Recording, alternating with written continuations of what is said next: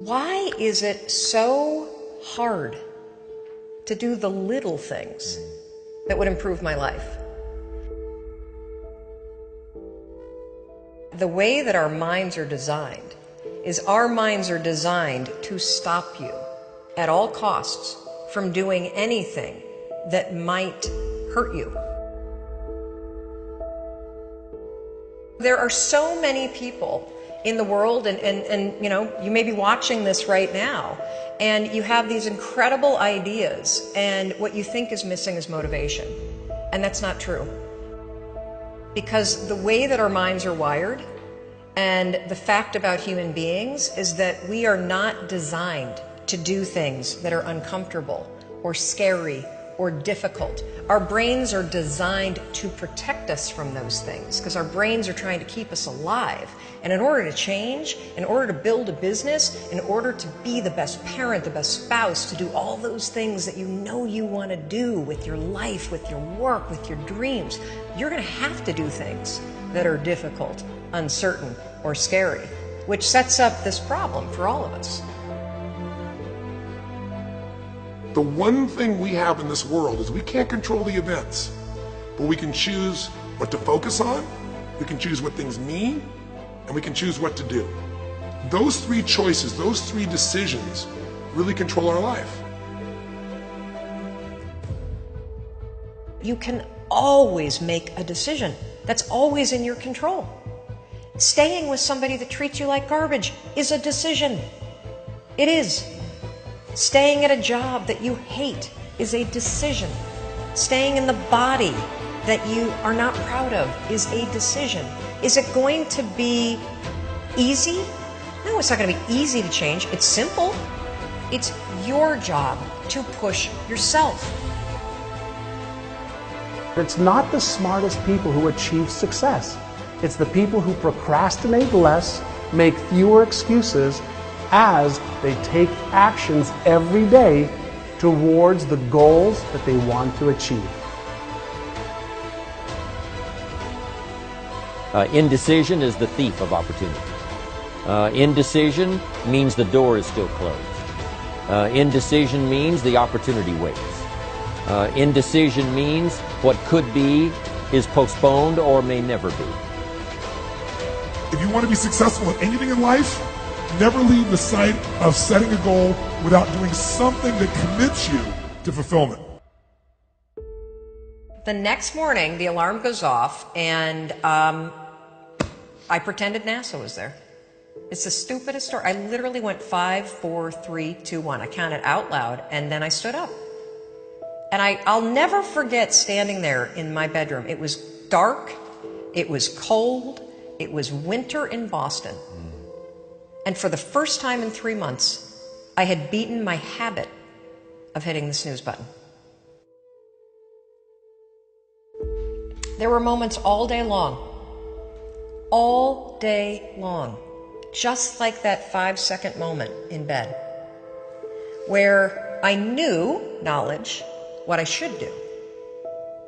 And if I didn't move within 5 seconds, my brain would step in and talk me out of it.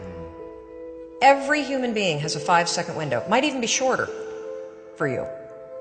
You have about a 5-second window in which you can move from idea to action before your brain kicks into full gear and sabotages any change in behavior. Your life is what you think it should be. That's exactly what you are right now. You are what you thought you should be. And if you don't like who you are, you got to change what you think you should be. What you think is more important than what you do. And so if you want to change, you got to work on this attitude bit. Decide, commit, act, succeed, repeat. The one thing that all the greats have in common is they sweat the small stuff. They pay very, very close attention to every detail. What makes you comfortable can ruin you. And what makes you uncomfortable is the only way to grow. What you are and what you become depends on how you use your time. The billionaire and the beggar both have 24 hours every day. The old and the young, the black and the white, the Indian and the Asian are all given the same amount of time every day. You cannot stop a day. You cannot stop an hour. But you can control how it will be used. Your life comes down to your decisions, and if you change your decisions, you will change everything. When you understand the power of a 5-second decision, and you understand that you always have a choice to go from autopilot to decision maker, everything in your life will change. You will be a different negotiator, you will be different in sales, you will be unstoppable in the gym, because you will realize the amount of garbage that you put in the way of your hopes, of your dreams, of your potential, of your confidence, of your courage. Everything comes down to the decisions that you make. Take ownership. Take extreme ownership. Don't make excuses. Don't blame any other person or any other thing. Get control of your ego. Take ownership of everything in your world, the good and the bad.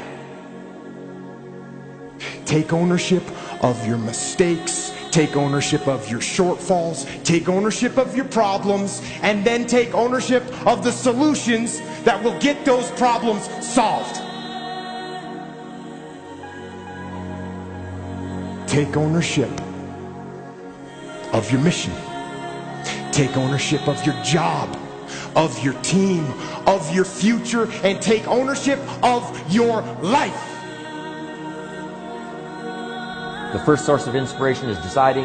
Second source of inspiration is planning. And now, here's a big source of inspiration: beginning. Getting started. Actually turning thought and the notes on the paper, the plans, actually now committing it to action. Getting started. I'm a humongous believer that ideas are and that execution's the game. Well, I think the one thing that discipline definitely does help you with is it helps you get things done. And when you get things done, when you actually do things, you have more success. If you have more success, and sometimes a big part of success is just not being f***ing lazy and just doing it. Yeah. That's like 90% of it is just showing up. Get there and start working. Like, you're not going to feel perfect every day. If I only worked out when I felt good, I'd be a fat f***. Discipline, it does start with waking up early. It really does. But that is just the beginning. And I always say that discipline is the root of all good qualities. But you have to absolutely apply it to things outside of just waking up early. It's everything. It's working out every day, making yourself stronger and faster and more flexible and healthier. Discipline is eating the right foods to fuel your system.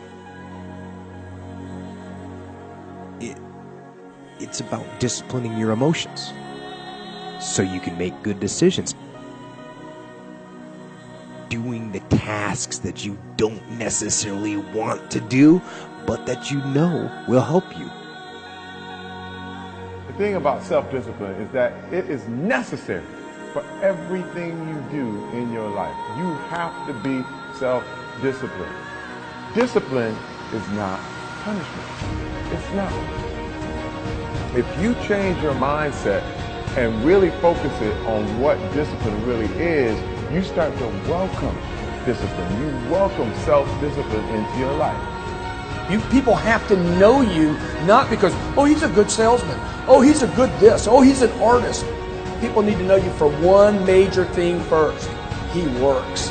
He produces. The guy's there every day. The guy's pushing and shoving. Because the truth is, no matter how good your ideas are, how good your art is, or how good your skill set is, If you're not working, man, if you're not vibrating at a frequency that people say, my God, how does that guy do all that? If you're not vibrating at that rate, if you're not working at that level, you're not going to make it.